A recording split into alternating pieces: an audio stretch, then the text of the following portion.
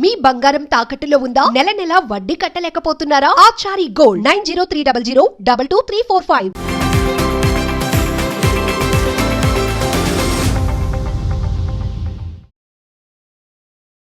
నమస్తే, welcome to our channel. నేను మీ దిలీప్. ఈరోజు మన స్టూడియోలో మనతో ఉన్నారు పొలిటికల్ అనలిస్ట్ జిఆర్ మహర్షి గారు. మహర్షి గారు నమస్తే సార్. నమస్తే దిలీప్ సార్, రాజశేఖర రెడ్డి గారు పుట్టినరోజు. సో ఈ సందర్భంగా దివంగత నేత మాజీ ముఖ్యమంత్రి అసలు రాజశేఖర రెడ్డి గారు అంటేనే పాలిటిక్స్లో separate fan base, hype, brand అన్నీ ఆయనకు ఉన్నాయి. సార్, అసలు రాజశేఖర రెడ్డి గారు అంటే మీకున్న అనుభవం ద్వారా అసలు రాజశేఖర రెడ్డి గారిని అప్పుడు ఆయన పరిపాలన ఎలా ఉండేది, వ్యక్తిగతంగా ఎలా ఉండేవారు, ఇంకా ఇతర ఎలా ఉండేవి, కొంచెం విశ్లేషణ చెప్పండి ఈయన బర్త్డే సందర్భంగా. వైఎస్ రాజశేఖర రెడ్డి గారు అంటే ఎలా చెప్పాలి, ఆయన ఒక అరుదైన నాయకుడు అనమాట.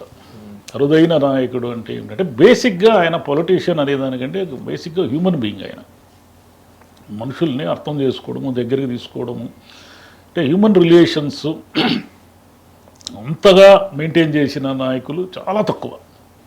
ఎట్లా అంటారా, పాలిటిక్స్లో యూజ్ అండ్ త్రో అని ఒక సిద్ధాంతం ఉంటుంది.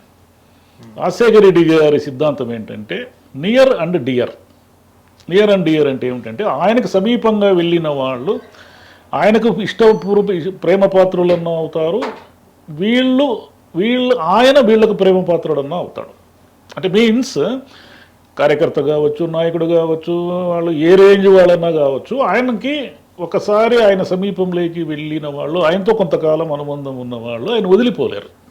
అందుకే ఎన్ని కష్టాలు, ఎన్ని ఇబ్బందులు, రాజకీయంగా ఆయనకి ఎన్నెన్ని విపత్కరమైన పరిస్థితులు, ఇబ్బందులు ఎన్ని వచ్చినా కూడా ఆయన అంత తట్టుకొని నిలబడడానికి కారణం ఏమిటంటే ఆయన చుట్టూ ఉన్న ఆయన అభిమానించే ప్రజలు కావచ్చు, ఆయనకున్న అనుచరులు కావచ్చు, నాయకులు కావచ్చు, ఏవైనా కావచ్చు, ఆయన ఏమిటంటే వాళ్ళ కోసం అవుట్ ఆఫ్ ద వే కూడా పోగలడు. చాలామంది అంటే రాజశేఖర రెడ్డి గారు నేరస్తుల్ని జైళ్ళల్లో చూడడానికి వెళ్తారు. ఆయన ముఖ్యమంత్రిగా ఉన్నప్పుడు కూడా ఆయన వెళ్ళాడు, చాలామందికి గుర్తుంటుంది. ఎందుకు వెళ్తాడు అంటే తన కోసం పనిచేసిన వాళ్ళకి కొన్ని అవుట్ ఆఫ్ ది వే ఉంటుంది ఆయనకి. రాజశేఖర రెడ్డి గారు ఏమిటంటే నాకు జర్నలిజంలో 1988 నుంచి కూడా, అంటే అంత మునుపు కూడా ఆయన నాయకుడుగా పేపర్లో చదవడం ఇలా తెలుసు, కానీ జర్నలిజంలోకి వచ్చిన తర్వాత ఆయన కొంత బాగా తెలుసు. అంటే నాకు వ్యక్తిగత పరిచయం ఏమీ లేదు. ఒకసారి ఆయన్ని ఒక మీటింగ్లో, అంటే ఒక తిరుపతికి వచ్చినప్పుడు అక్కడ అమాస గోపాల్ రెడ్డి గారు అని ఒక ఆయన ఉండేది. ఆయన ఏమిటంటే ఎవరినైనా భలే గుర్తుపెట్టుకుంటాడు. అమాస గోపాల్ రెడ్డి గారు ఈయన హౌస్ సర్జన్ చేస్తున్నప్పుడు ఆయన ఇంట్లోనో ఆయన పక్కనో ఈయన ఉండేవాడు. అంటే ఆ అనుబంధం ఆయన ఎన్నేళ్ళు గుర్తుపెట్టుకుంటున్నాడంటే ఆయన ముఖ్యమంత్రి అయిన తర్వాత కూడా చివరి వరకు కూడా అమాస గోపాల్ రెడ్డి గారి కుటుంబాన్ని అంతగా గుర్తుపెట్టుకున్నాడు. వాళ్ళ అబ్బాయికి కోఆపరేటివ్ సెంట్రల్ బ్యాంక్ చైర్మన్ ఇచ్చారు. వాళ్ళ ఇంట్లో ఉన్నప్పుడు ఒకసారి వెళ్ళి కలిస్తే కరుణాకర్ రెడ్డి గారు పరిచయం చేశారు, ఈయన ఆంధ్రజ్యోతి జర్నలిస్ట్ అండి అంటే ఆయన ఒక్క నిమిషం అంతే, మంచిది అన్నట్టుగా అలా చేతిలో చెయ్యి పట్టుకొని భుజం మీద చేసి అన్నారు అంతే. అంటే ఏమిటంటే అంటే వీడెవరు, నేను అప్పటికి ఎంత పిల్లగాడు కదా, వీడెవడు పిల్లగాడు ఆంధ్రజ్యోతి రిపోర్టరు జర్నలిస్ట్ అన్నట్టు కాకుండా ఒక మనిషిలాగా అనమాట.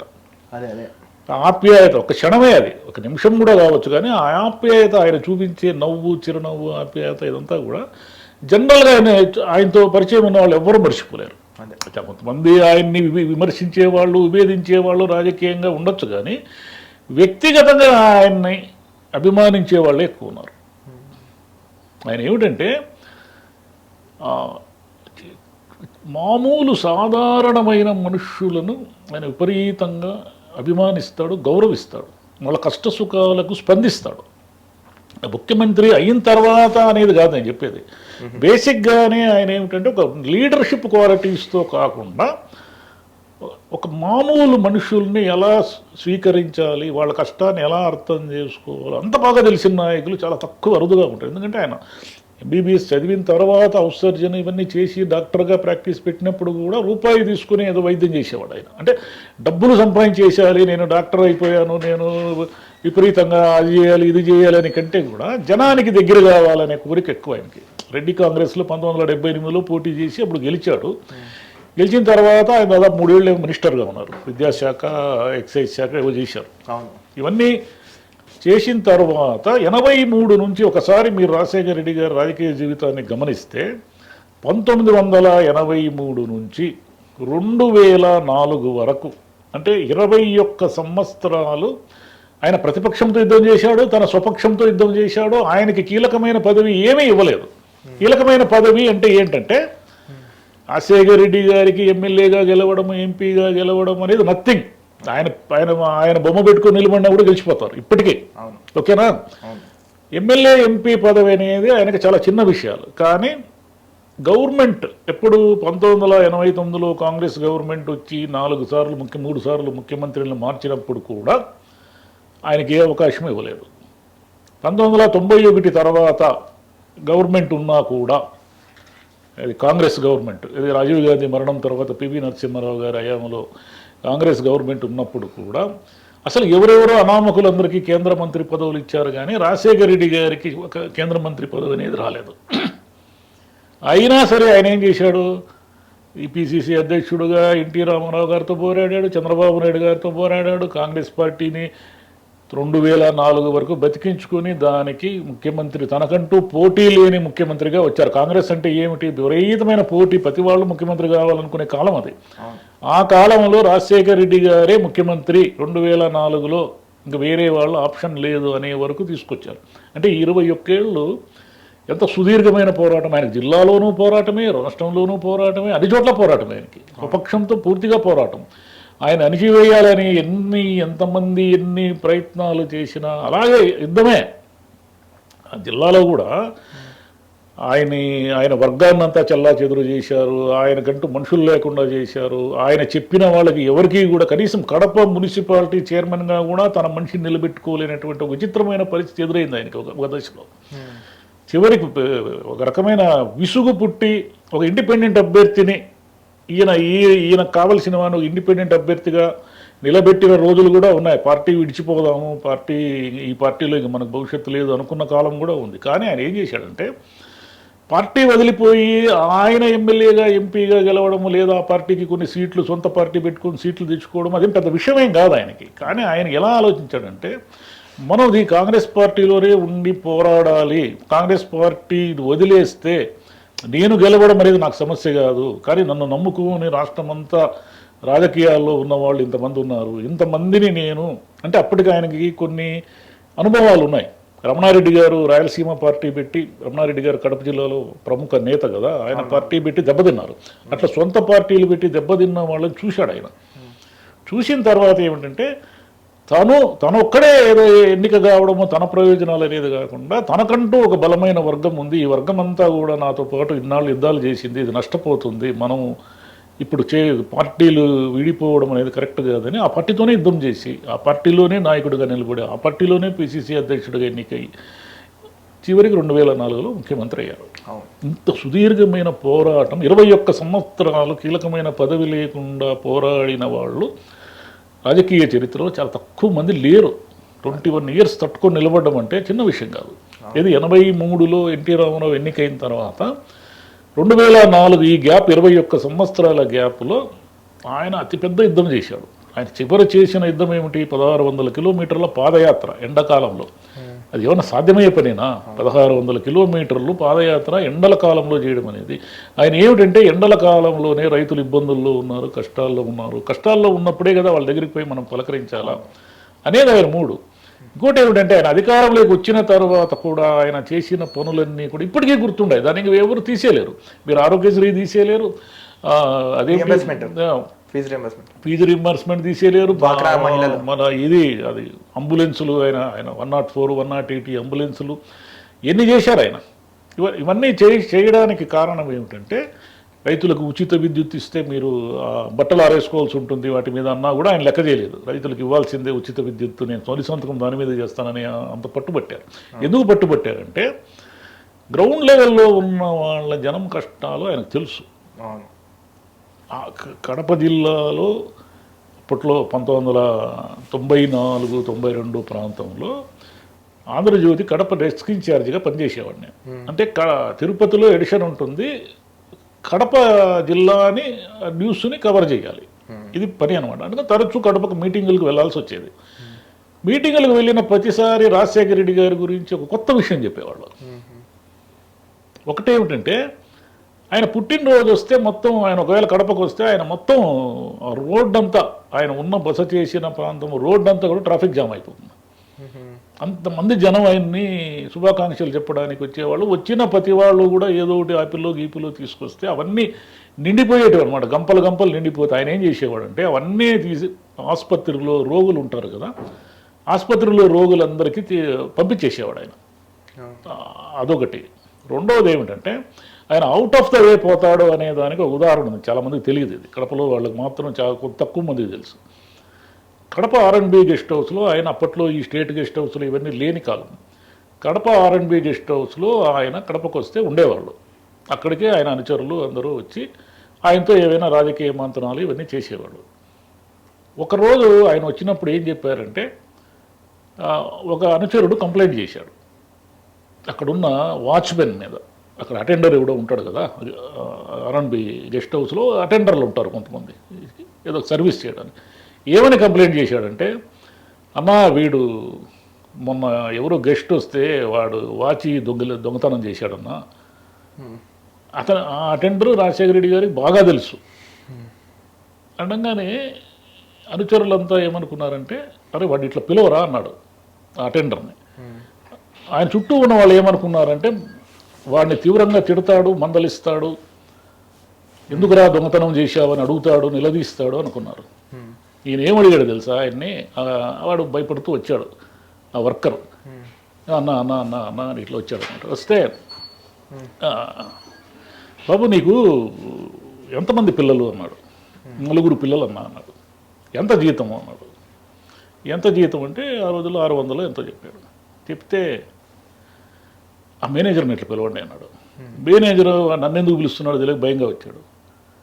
ఏమయ్యా నువ్వు ఇచ్చే 600 జీతానికి వాడు 4 పిల్లలు ఎట్ట సాకుతాడు, వాడు వాచి దొంగతనం చేయక ఏం చేస్తాడయ్యా అన్నాడు.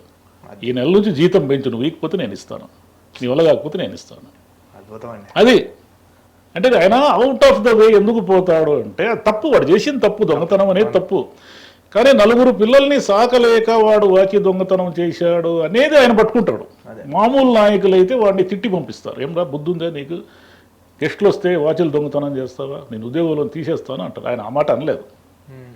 రెండో ఇన్సిడెంట్ ఒకటి చెప్తా, ఇది కూడా కడపలో వాళ్ళకే తెలుసు, బయట చాలామందికి తెలియదు ఇది.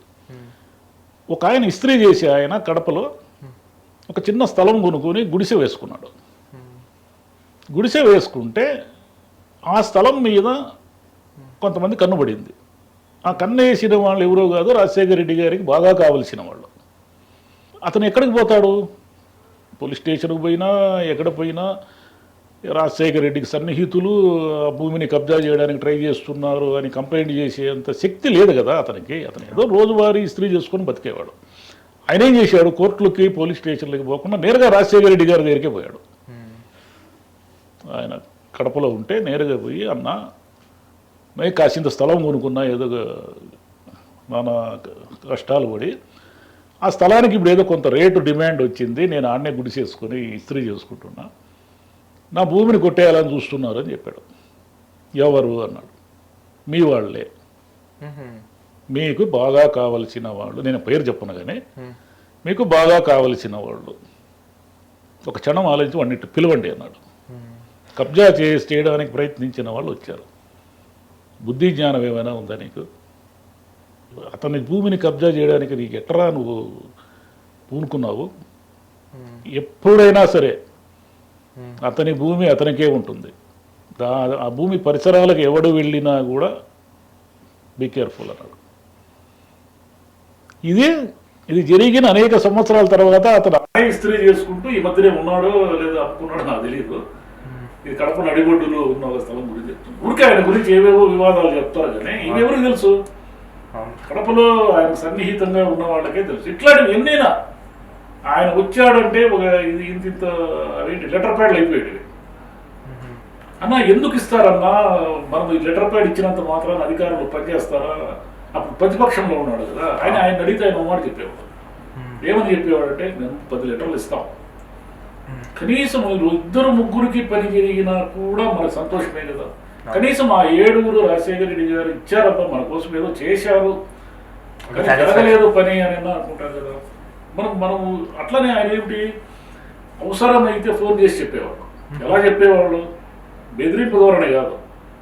ఎవరో అధికారికి ఫోన్ చేస్తే ఏమండి ఇట్లా మాకు సంబంధించిన ఒక పని ఉంది, మీరు చేయగలిగితే చేస్తారా, చేయగలరా అని అడిగేవాళ్ళు.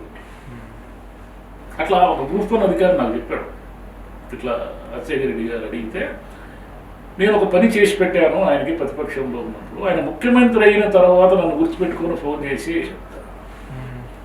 ఏమండి మీరు ఆ రోజు నేను చెప్పిన పని చేశారు, మీరు ఎక్కడున్నారు ఇప్పుడు, మీరు ప్రశాంతంగానే ఉన్నారా, మీకు ఏమైనా ఇబ్బంది ఉందా మీ ఉద్యోగంలో అని అడిగి మరీ కృతజ్ఞత చెప్పాడు. ఇది ఎక్కడైనా సాధ్యమా? ఏ సీఎం చీఫ్ మినిస్టర్కైనా? అంటే నేను చెప్పేది ఏంటంటే బేసిక్గా హ్యూమన్ బీయింగ్ అయినా, పాలిటిక్స్ తర్వాత బేసిక్గా ఏమిటంటే బేసిక్గా హ్యూమన్ బీయింగ్. ప్రొద్దుటూరులో ఒక బిఎస్ఎన్ఎల్ అధికారి చెప్పాడు.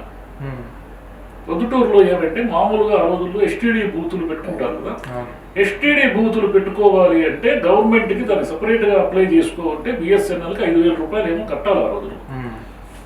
వీళ్ళు ఏం చేశారు, ఇంటికి ఫోను అని కనెక్షన్ తీసుకుని దాన్ని ఎస్టీడీ బూత్గా అమ్ముకుంటున్నారు. ఈయన కొంచెం సిన్సియర్ అధికారి, రావడం ఇది గుర్తించాడు ఆయన. ఒక 10 మంది ఎస్టీడీ బూతులు క్యాన్సిల్ చేశారు. క్యాన్సిల్ చేసి ఇస్తే వాళ్ళు ఏం చేశారు, మేము రాజశేఖర రెడ్డి మనుషులు, మీరు ఎవరైనా సరే నాకు సంబంధం లేదు, ఇది యాజ్ పర్ రూల్స్ మీరు చేయకూడదు ఈ పని అని. మరి వాళ్ళు కడపకు పోయి రాజశేఖర రెడ్డి గారికి కంప్లైంట్ చేశారు. ప్రతిపక్ష నేత, అధికారంలో లేడు. చేస్తే ఆయన నేరుగా ఈయనకు ఫోన్ చేశాడు. ఫోన్ చేసి, బ్రదర్ ఇట్లా మా వాళ్ళు ఏదో దాని మీద బతుకుతున్నారు, మీరు ఎందుకు వాటిని కనెక్షన్లో తీసేసారు?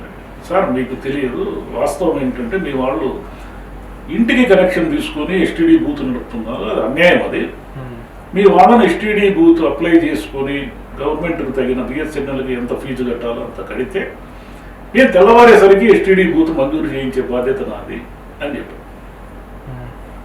ఆయన ఏం చెప్పాడంటే, గవర్నమెంట్ని మీరు మోసం చేస్తున్నారు కదా, మళ్ళీ నాతో ఎందుకు ఈ విషయాన్ని కప్పిపెట్టి ఫోన్ చేయిస్తారు, మీరు ఆ విషయం నాకు చెప్పాలి కదా, మీరు ఇంటికి కనెక్షన్ తీసుకొని బిఎస్ఎన్ఎల్ డబ్బు కొట్టారని.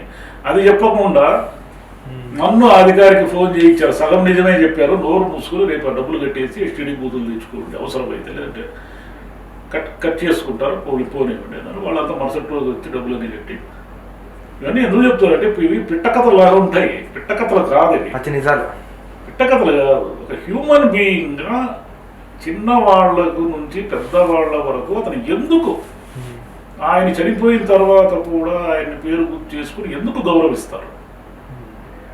ఎందుకు గౌరవిస్తారు అంటే ఆయన మనుషుల్ని గుర్తుపెట్టుకునే పద్ధతి, ట్రీట్ చేసే పద్ధతి. ఆయన మీద ప్రభుత్వంలోకి వచ్చినాక అవి చేశారు, ఇవి చేశారు, ఆరోపణలు ఉండొచ్చు, రాజకీయాల ఆరోపణలు ఉండొచ్చు, ఆయన ఫ్యాక్షనిస్ట్ అనే ముద్ర కూడా ఉండొచ్చు. ఆ రోజుల్లో కడప జిల్లాలో ఫ్యాక్షన్, ఎంతో కొంత ఫ్యాక్షనిజం లేకుంటే నిలబడలేని పరిస్థితి ఉండింది. 1980 ఆయన రాజకీయాలు మొదలుపెట్టే నాటికి కొంత అలా ఉండకపోతే అక్కడ సర్వైవ్ కాలేని ఒక విచిత్రమైన పరిస్థితి ఉండేది. ఆయన మీదే అసెంబ్లీలో కాల్పులు జరిగాయి కదా, ఆయన మీద అసెంబ్లీలో కాల్పులు జరిగాయి. అది ఎవరో చెప్పరు, ఆయన ఫ్యాక్షనిస్టు అనే దాన్ని సింపుల్గా చెప్తారు. ఇట్లా ఆయన గురించి చెప్పాలంటే ఆయన ఎందుకు ప్రజాకర్షణ కలిగిన నాయకుడిగా మారాడు అంటే ఆయన ప్రజల మధ్యే ఉన్నాడు, ప్రజలకు దూరం ఎప్పుడు కాలేదు. ఆయన ముఖ్యమంత్రి అయిన తర్వాత కూడా ప్రజా దర్బారని అదని ఇదని నిరంతరము జనంలో ఉండడానికే ట్రై చేసేవాడు. ఆయన చనిపోయడం కూడా ఎందుకు చనిపోయాడు? రచ్చబండ కార్యక్రమం పెట్టి ప్రజల బాగోగులు తెలుసుకునే ఒక ప్రోగ్రామ్ని డిజైన్ చేశాడు ఆయన.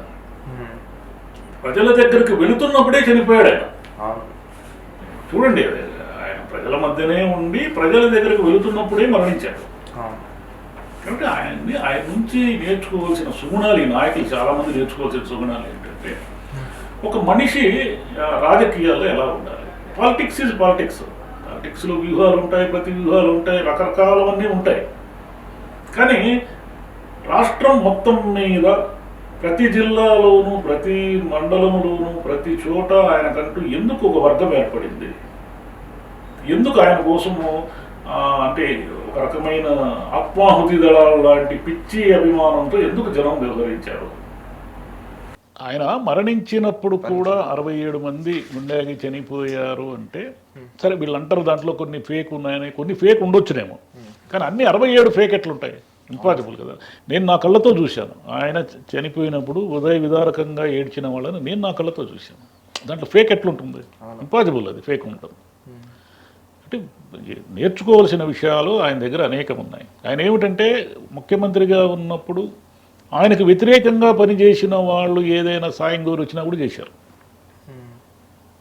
ఆయన పక్కన ఉన్న అనుచరులు వాళ్ళు ఏందన్నా మీరు వాడు మనల్ని ఎంత వేధించినాడు మనము ప్రతిపక్షంలో ఉన్నప్పుడు, వానికి కూడా హెల్ప్ చేస్తారే మీరంటే ఆయన ఒక మాట అన్నాడంట, అరే వాడు ఇలా వచ్చాడు, మన చెయ్యి ఇలా ఉంది, అంతకు మించిన అవమానం ఏముంది వాడికి, అంతకు మించింది ఏముంది, వాడు మన చెయ్యి చాచి వచ్చాడు పోనీలే అనేవాడంట.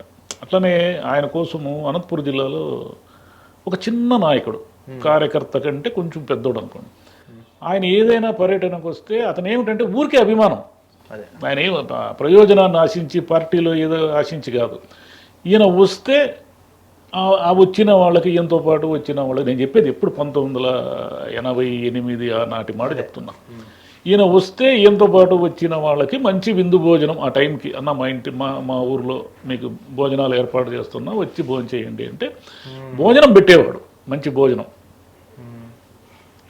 ఇది ముఖ్యమంత్రి అయిన తర్వాత మామూలుగా అధికారం వస్తే ఎవరికి ఏమీ గుర్తుండదు కదా, సాయం చేసిన వాళ్ళు అసలు గుర్తుండరు. ముఖ్యమంత్రి అయిన తర్వాత ఒకరోజు ఆయన తన మనుషుల్ని ఎవరినో అడిగాడు, అనంతపురంలో మనము వెళితే అంటే ఆ పక్కన పల్లె వెళితే కొంచెం మంచి భోజనాలు గీజనాలు అరేంజ్ చేసి బాగా చూసుకునేవాడే, అతను ఎక్కడున్నాడు ఎలా ఉన్నాడు అని అడిగాడు.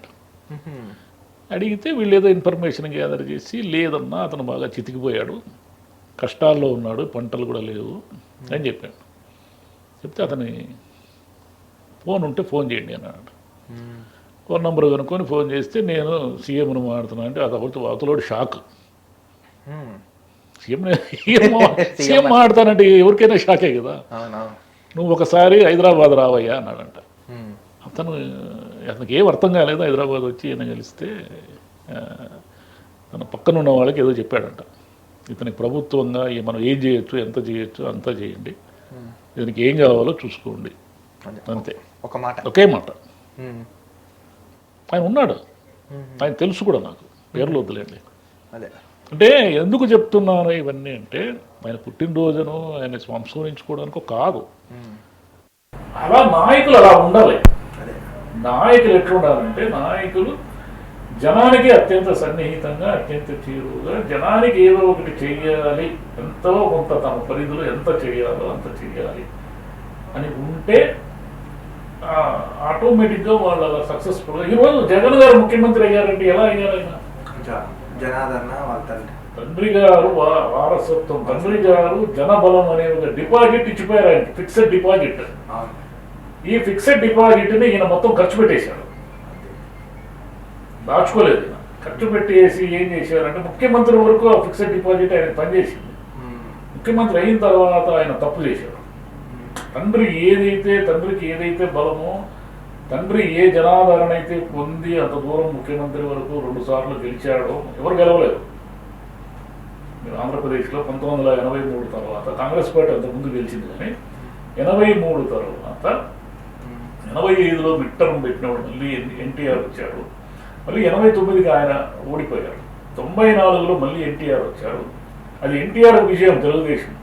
99లో చంద్రబాబు నాయుడు గారు వచ్చారు, చంద్రబాబు నాయుడు గారు 2 సార్లు గెలిచారనేది టెక్నికల్గా కరెక్ట్ కాదు. ఆ తర్వాత కేసీఆర్ గారు తెలంగాణ వచ్చిన తర్వాత 2 సార్లు గెలిచారు, కానీ రాజశేఖర రెడ్డి గారి తర్వాత ఉమ్మడి ఆంధ్రప్రదేశ్లో ఎవరు గెలిచారు చెప్పండి? ఎందుకు గెలిచారు అంటే అప్పుడు కూడా ఆయన ఏమన్నాడు, అయ్యా పాస్ మార్కులు ఇచ్చారు కదా, నాకేం జనము ఫస్ట్ క్లాస్ ఏమి ఇవ్వలేదు, ఎక్కడో తప్పు జరిగింది అన్నట్టుగా మాట. అంటే జగన్ గారు ఏమిటంటే జనబలము అనే ఒక ఫిక్స్డ్ డిపాజిట్ తండ్రి వారసత్వంతో ఇంత దూరం వచ్చిన జగన్ గారు జనాన్ని అధికారంలో ఉన్నప్పుడు మర్చిపోయారంటే ఆయన ఏమనుకున్నాడంటే నేను జనానికి సహాయం చేస్తున్నాను కదా, బటన్ నొక్కుతున్నాను కదా, నేను జనానికి సన్నిహితంగా ఉన్నట్టే కదా, మీరు మీ జనంతో మీ నాన్నగారితో ఉన్న ఎమోషనల్ బాండింగ్ మీతో క్యారీ అవుతా ఉంది. క్యారీ కావడం వల్లే మీరు ఈరోజు బయటికి పోతే 1000 మంది ఏడు చూసిన జనం వస్తున్నారు. ఎందుకు వస్తున్నారంటే అది ఎమోషనల్ బాండింగ్. అది మీరు ముఖ్యమంత్రినో మాజీ ముఖ్యమంత్రినో జనం రావడం లేదు, కాబట్టి ఈయన జనంలోకి వెళ్ళడం మానేశాడు. ఆ బాండింగ్ని చేతులారా ఈయనే కట్ చేసుకున్నాడు.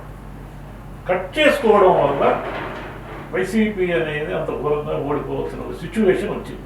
రాజశేఖర రెడ్డి గారి అడుగుల్ని కరెక్ట్గా ఆయన గమనించి ఉంటే ఎందుకు మా నాన్న ఇంత జనానికి ఇష్టంగా అయ్యాడు, ఆ తర్వాత జనం నన్ను మా మీద ప్రతిపక్షాలు స్వపక్షాలు సోనియా గాంధీ దగ్గర నుంచి అందరూ నా మీద పగబెట్టి నన్ను జైలుకు పంపించి నన్ను ముప్పు తిప్పలు అష్ట కష్టాలు పెట్టినా సరే జనం నా వెంట ఎందుకు ఉన్నారు, కాంగ్రెస్ పార్టీని మొత్తం ఫినిష్ చేసి నేను సొంతంగా పార్టీ పెట్టుకుంటే జనం నా వెంట ఎందుకు వచ్చారు అనే దాన్ని ఒకసారి ఆయన అబ్జర్వ్ చేస్తే దాని వెనక 30-40 ఏళ్ల రాజశేఖర రెడ్డి గారి పాదయాత్ర. పాదయాత్ర మీన్స్ జనంలో చేసే పాదయాత్రే కాదు, ఆయన ఎప్పుడూ కూడా జనంతో అలా కలిసి ఉన్నాడు, జనంతో యాత్ర చేశాడు ఆయన. జగన్ గారు ముఖ్యమంత్రి వరకు వచ్చారు అంటే ఆయనకున్న ధైర్యము కానీ ఆయనకున్న కమిట్మెంట్ కానీ వీటన్నిటితో పాటు రాజశేఖర రెడ్డి గారి 30-40 ఏళ్ల జనయాత్ర ఉంది, పొలిటికల్ జర్నీ ఉంది. రాజశేఖర రెడ్డి గారు ఏమిటంటే ఆయన పరిచయం ఉన్న వాళ్ళు ఆయన ఎప్పటికీ మర్చిపోలేరు, ఆయనతో మేలు పొందిన వాళ్ళు కూడా ఆయన ఎప్పటికీ మర్చిపోయారు. చిన్నపిల్లల గుండె ఆపరేషన్లు చేయించాడు, ఎన్ని చేయించాడు ఆయన. కాబట్టి ఆయన వల్ల సాయం పొందిన అనేక వేల కుటుంబాలు ఆయన ఎప్పటికీ మర్చిపోలేరు. ఆరోగ్యశ్రీ కానీ ఆయన చేసిన పథకాలు కానీ రైతులు కానీ వీళ్ళంతా కూడా సరే. ఏ పరిపాలకుడిలోనైనా పాలనలో కొన్ని తప్పులు లోపాలు వైఫల్యాలు ఉంటాయి, ఉండకుండా 100% యాజ్ ఇట్ ఈజ్గా ఎవరు ఏమి చేయలేరు. కానీ చేసినంత మేరకు జనానికి మంచి చేశాడా చేయలేదా అది గీటురాయి. అదే సార్, ఆయన ఏమి చెబితే చేస్తారు. అంటే అబద్ధం అంటే నేను ఈ పలానా హామీ ఇచ్చాను అంటే అది చిన్నదైనా పెద్దదైనా మరి వెనక్కి తీసుకోవడం అది ఎంత అసలు ఇప్పుడు పాలిటీషియన్లో లేనే లేదు కదా లక్షణము. అదే సార్, ఈరోజు ఏం చెప్తారో తెలియదు, రేపేం చెప్తారో తెలియదు.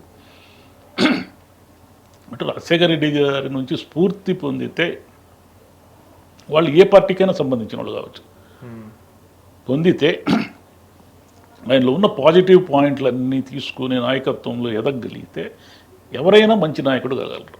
Okay sir, thank you so much sir. Thank you. చూసారు కదా, ఇంకొక టాపిక్తో కలుద్దాం. చూస్తున్నాను వచ్చాము.